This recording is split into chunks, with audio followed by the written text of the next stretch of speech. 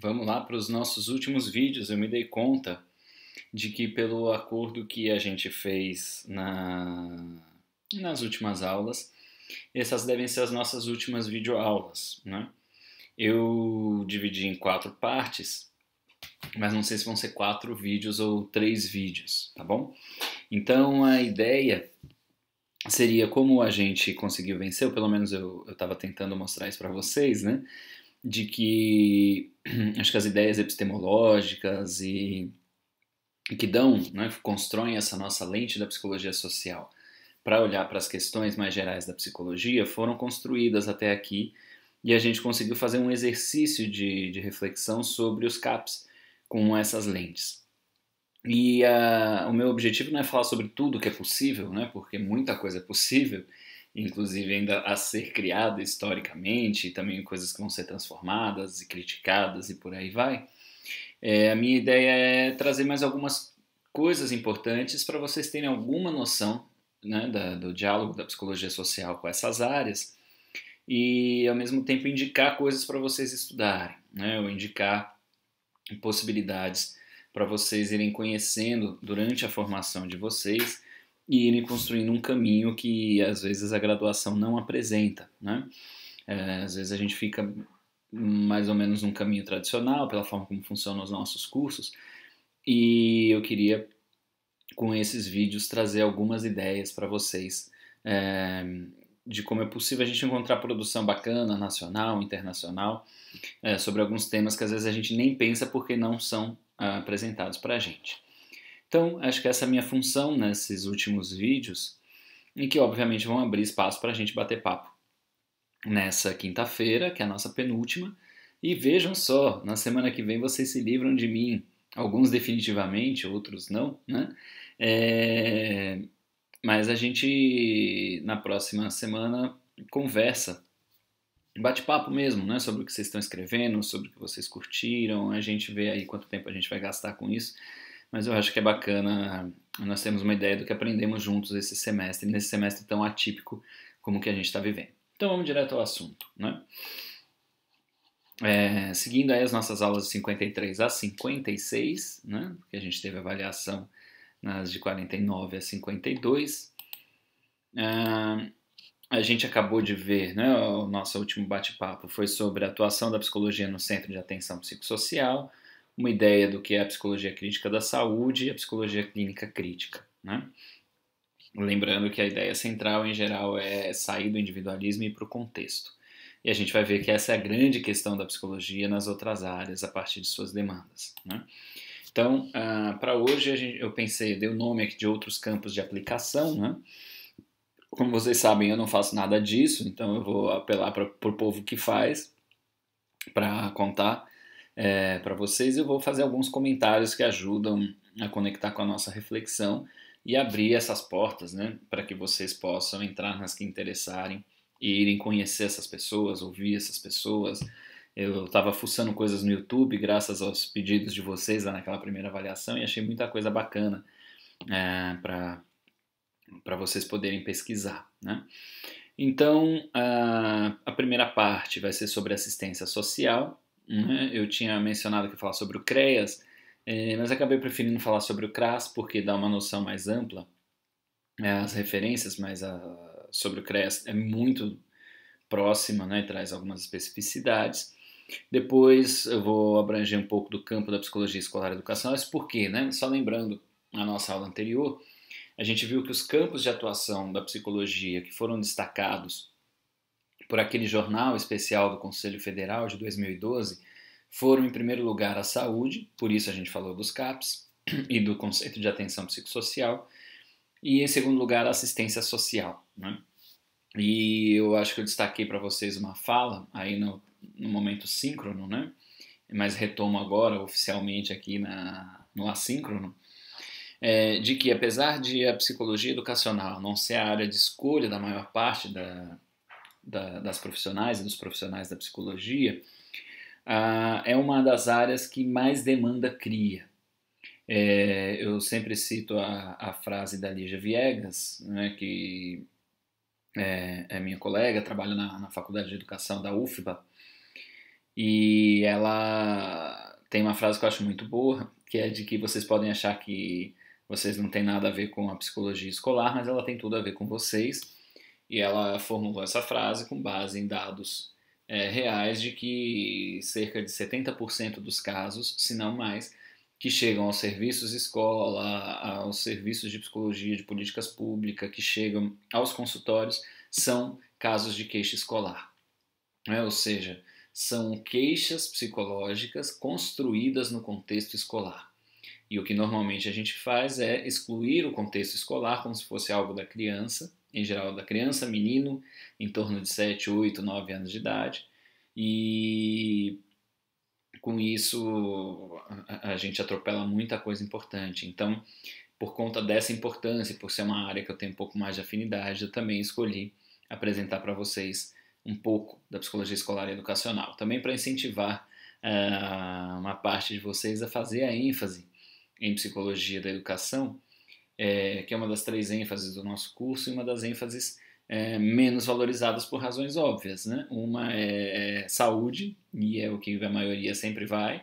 A outra é trabalho, e aí muita gente, até quem não gosta, vai porque é uma oportunidade de emprego, né? E de sobrevivência.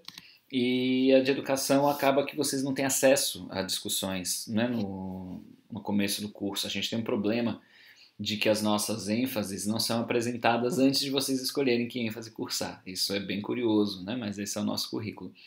Então, alguns professores que têm afinidade com essa ênfase têm feito uma campanha durante esse momento de vocês para vocês abrirem os olhos, pesquisarem com carinho e conhecerem um pouco mais a ênfase de educação, tá? E a minha ideia também depois é falar um pouquinho, eu vou falar menos sobre, mas pelo menos para dar algumas indicações para vocês, sobre psicologia social comunitária, que me parece que responde muito bem às questões de saúde, às questões de assistência social diretamente e até as educacionais, né?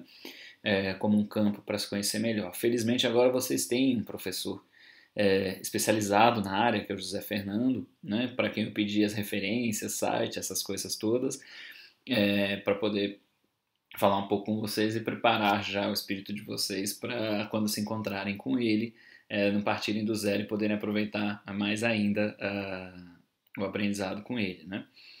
E, por fim, a psicologia crítica do trabalho, que eu não tenho tanta afinidade também, mas provavelmente vocês não vão ouvir falar durante o curso. Os nossos professores da área de trabalho, da ênfase de trabalho, estão muito mais voltados para um outro campo mais tradicional, como a gente vem falando. Eles mesmos sabem disso e a gente identifica essa lacuna, e eu vou fazer uma breve fala que me surgiu, na verdade, da nossa discussão sobre CAPS e sobre a questão de orientação para o trabalho, né, dos usuários. Então, vou ver o que eu consigo construir nesse sentido com vocês para deixar essa herança, que é bem pobrinha, mas pelo menos indica onde vocês podem buscar mais informações e já começarem a refletir sobre isso desde já, não esperarem chegar lá no final do curso para descobrir que essas coisas existem, tá bom?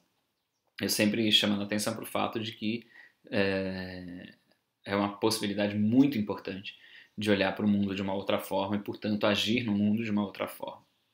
Bom, vamos lá. Então, o material que eu usei, eu vou tentar falar rápido para não ficar um vídeo muito longo, é esse de referências técnicas para atuação do psicólogo no CRAS SUAS, né, no Centro de Referência de Assistência Social do Sistema Único de Assistência Social. Se eu não me engano, ele é uma publicação, já esqueci, mas acho que é de 2008 ou 2009, foi reeditado mais recentemente, tá bom? Vocês podem consultar também o do CREAS, eu já recomendei, né? Entrar lá no site do Conselho Federal e baixar o que vocês puderem, o que interessar, para ter acesso a esse material que é muito rico. Então, vamos lá, não é nada muito diferente do que a gente viu na atenção psicossocial, né? Por um lado, eu sempre destaco, né, algumas dessas questões. A ideia do trabalho da psicologia na assistência social é conhecer efetivamente o que é assistência social, o que são as políticas, né? E a ideia é fortalecer os usuários, um fortalecimento dos usuários como sujeitos de direitos das políticas públicas, né? Então a ideia não é curar essas pessoas, a ideia não é fazer uma avaliação do desenvolvimento, da psicopatologia, não é nada disso, tá? a ideia é fortalecê-los como sujeitos de direitos das políticas públicas, né? E isso implica em ações coletivas, ou seja, de novo, como no trabalho que a gente viu do CAPES, é um trabalho muito coletivo, é um trabalho voltado para a coletividade. E eu chamo a atenção disso para vocês ficarem atentos à formação de vocês desde o terceiro semestre. Eu sei que alguns já estão mais adiantados ou adiantadas, mas vocês têm aí um primeiro ano para tentar entender mais ou menos o que é a psicologia, e no segundo chego eu dizendo isso. Corram atrás da formação de vocês, porque vocês vão ser formados para outra coisa, não para isso daqui, né?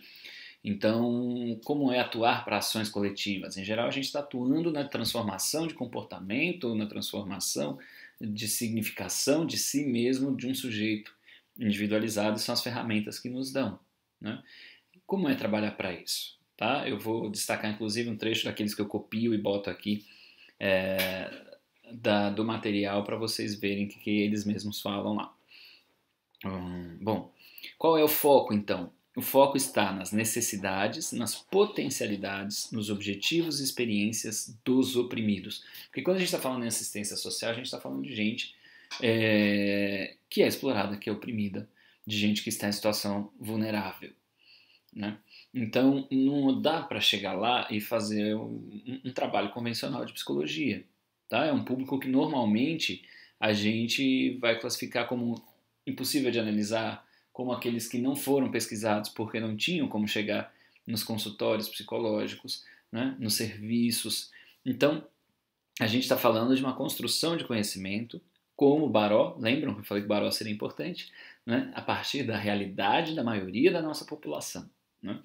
Então, a ideia de descobrir as necessidades dessas pessoas e suas potencialidades. Quais são os seus objetivos? Quais são as suas experiências? Né? Então, as práticas psicológicas não devem categorizar, patologizar e objetificar as pessoas. Não é para isso que a gente está lá. A ideia é alterar o lugar do sujeito e seu contexto social. Lembra, a gente falou um pouco do conceito de lugar na geografia, né, na aula sobre CAPES. A gente fala sobre contexto o tempo todo, principalmente por conta do construcionismo, né? Então a ideia é trabalhar com o lugar desse sujeito, trabalhar com o contexto social, né? O objetivo das atividades no CRAS, de uma forma geral, é alívio da pobreza e desenvolvimento das famílias. Então a gente está falando de uma psicologia que está preocupada com a pobreza e está preocupada com famílias, dinâmicas familiares, vínculos familiares. Quando é que a gente fala disso? A não ser complexo de Édipo, né? Ou não sei algumas coisas assim, mas ser instrumentalizado sobre grupos e famílias é importante. Eu não estou dizendo que eu sou completo, tenho isso, não, até porque eu não trabalho, né, nessa área. Mas é isso, eu fiz escolhas, tenho, né, problemas na minha formação também, porque me formei também em psicologia, mas a minha ideia é tentar apontar isso para vocês, né, o que eu consigo enxergar hoje, depois de algum tempo nessa área. Vocês sabem que eu tenho 20 anos de formado, esse ano completo 21 anos de formado, né, me formei com 8 anos de idade, então não era muito maduro ainda para entender algumas coisas. Bom, vamos lá. Então, faça o quê? Né? Promoção e fortalecimento de vínculos socioafetivos. Mas que diachos são vínculos? Né? Porque normalmente a gente pensa assim, o vínculo é a junção com uma pessoa. Né? Então, assim, tem aquele profissional com quem o usuário se identificou, criou o vínculo.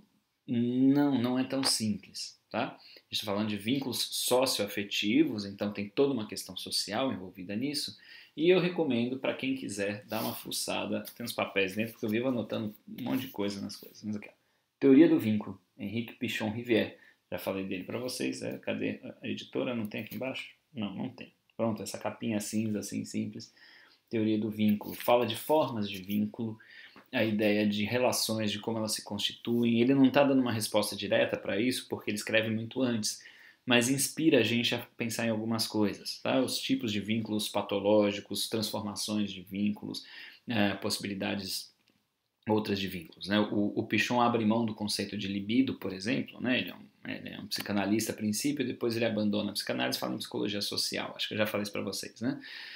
Então, o Pichon tira o conceito de libido para falar do conceito de vínculo, como nós somos constituídos pelas relações nas quais nos encontramos.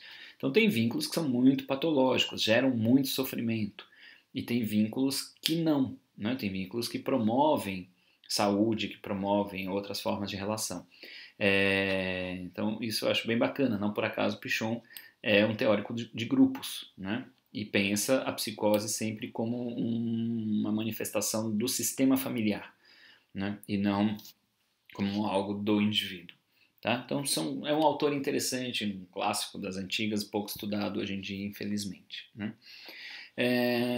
Outra questão importante é a promoção de cidadania.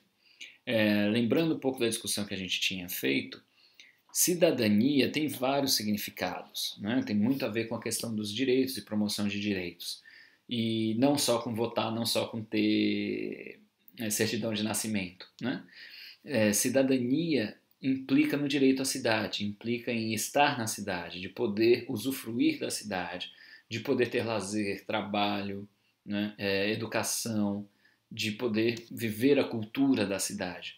Então, quando a gente fala em promoção de cidadania, é a psicologia ter consciência do seu papel de transformação da cidade para acolhimento das pessoas. Né? É disso que a gente está falando diretamente.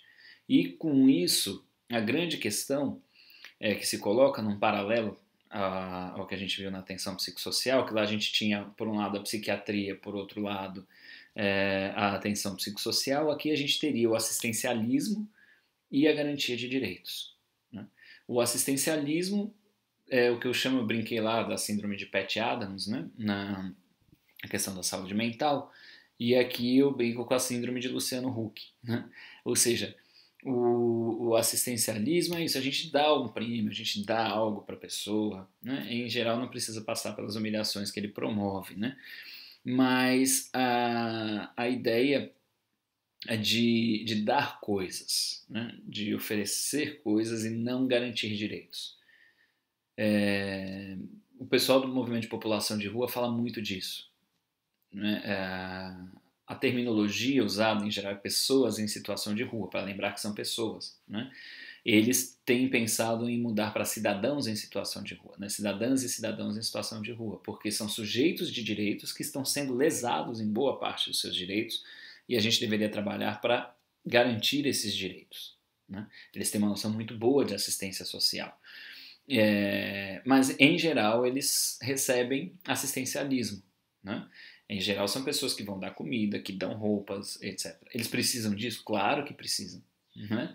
A gente não está dizendo que o assistencialismo é inútil, mas o assistencialismo é muito insuficiente e, às vezes, acaba virando uma possibilidade de distorção das ideias e das práticas políticas, inclusive. Né? A gente sabe de muitos políticos que fazem assistencialismo ao invés de garantir direitos, e isso tem motivos bastante esdrúxulos, como, por exemplo, um uso das verbas que é mais interessante para eles, né? E uma forma de fazer propaganda. Né? Então, esse paradigma do assistencialismo é muito complicado, né? Ele está muito voltado a uma tradição de esmola, de caridade e que ganha outras conotações. E o paradigma da cidadania e da garantia de direitos é um pouco mais complexo, né, de a gente entender e conseguir atuar dentro dele. Então, alguns dos princípios, né, para orientar a prática da psicóloga ou do psicólogo no CRAS, aqui eu copiei de lá para vocês não dizerem que eu estou inventando. Então vamos lá. Primeiro princípio: atuar em consonância com as diretrizes e objetivos da Política Nacional de Assistência Social e da proteção social básica, cooperando para a efetivação das políticas públicas de desenvolvimento social e para a construção de sujeitos cidadãos. Então, este é um princípio. Né? Não é fazer psicologia clínica, pelo amor de Deus, eu repito isso, vocês vão achar chato eu ficar repetindo isso, mas é porque as pessoas chegam lá e fazem isso. Né? Então eu fico nessa de repetição para ver se vocês nem lembram mais depois que o professor falou, nem a voz direito, mas fica aquele aquela coisinha assim, um grilinho falante, deixando vocês culpados por fazer isso. O segundo princípio, atuar de modo integrado a perspectiva interdisciplinar. De novo, interdisciplinar. E o que acontece? Os nossos estágios, a nossa formação, etc., é muito difícil acontecer de forma interdisciplinar. Então, que vocês tiverem de oportunidade de prática interdisciplinar, vão para ver como é que acontece, ou pelo menos quais são os problemas que vocês vão enfrentar um dia na vida. Mas vocês chegam mais conscientes do que deveria ser um trabalho da psicologia nas áreas mais demandadas, né? Então, atuar de modo integrado a perspectiva interdisciplinar, em especial nas interfaces entre a psicologia e o serviço social, buscando a interação de saberes e a complementação de ações, com vistas à maior resolutividade dos serviços oferecidos. Né? Então, esse é o segundo princípio, multidisciplinaridade.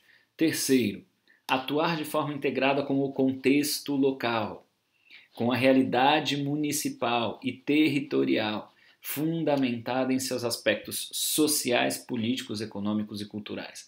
Então vejam que não tem nada voltado para o indivíduo, não tem nada específico do indivíduo, né? É o tempo todo os princípios da política, a questão multidisciplinar, o contexto local, e aí é contexto grande, né? Municipal, territorial. Quarto, atuar baseado na leitura e inserção no tecido comunitário, para melhor compreendê-lo e intervir junto aos seus moradores. Então, é atuar numa leitura e inserção no tecido comunitário. Né? É tecer com a comunidade, tá? E transformando esse tecido, transformando essas relações, essas tramas, junto com as pessoas. Então, entendam, é isso que se está esperando a partir das políticas. Né? Ou a gente pode chegar lá e ignorar tudo isso e fazer o que está na cabeça. Né? Infelizmente. Quinto princípio. Atuar para identificar e potencializar os recursos psicossociais, tanto individuais como coletivos, realizando intervenções nos âmbitos individual, familiar, grupal e comunitário. Então veja, âmbito individual, familiar, grupal e comunitário. A gente precisa ter a noção de família, de grupo e de comunidade. Né? Busquem isso na formação de vocês, vai fazer diferença. Sexto, atuar a partir do diálogo entre o saber popular e o saber científico da psicologia, valorizando as expectativas, experiências e conhecimentos na proposição de ações. A gente já continua, mas eu queria destacar aqui. Diálogo entre saber popular e saber científico. A gente precisa aprender com as pessoas. Lembram do Guattari falando isso? Eu estou citando o Guattari, mas a frase que eu coloquei lá era do Rotelli, né? Do Franco Rotelli. E aqui mais ou menos a mesma coisa. Tá? Aqui está soando mais Paulo Freire, né? Mas é isso, é essa ideia.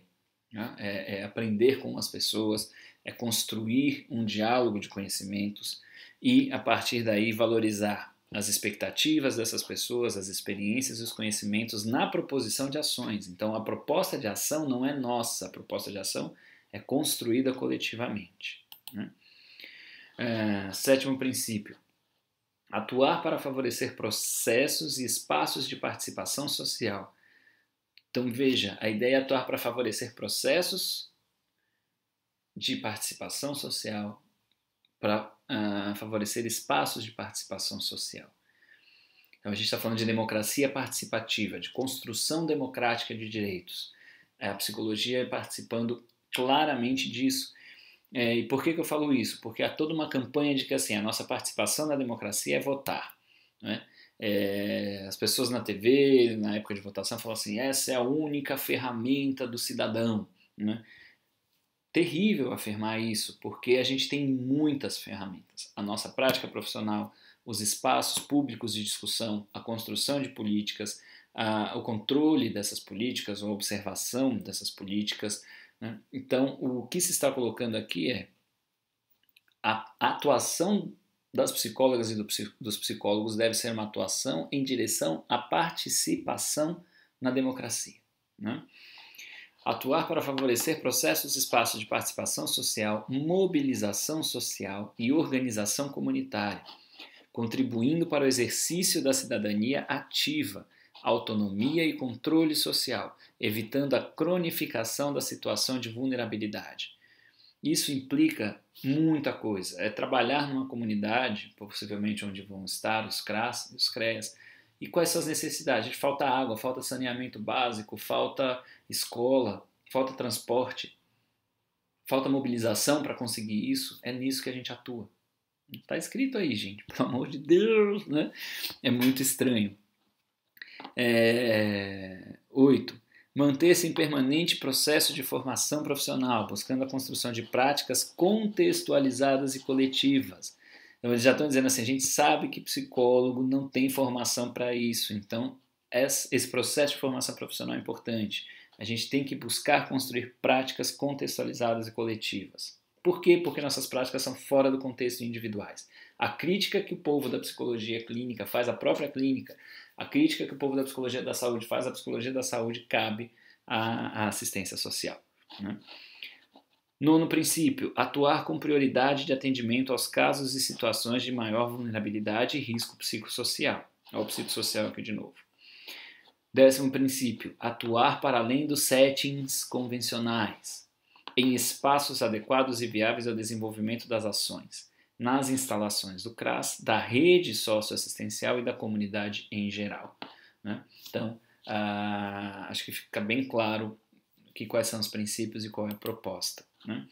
Então, bem sinteticamente, algumas ideias apresentadas no documento são a de que a gente faz um plano de trabalho com os casos que surgem como um plano de trabalho interdisciplinar. Né?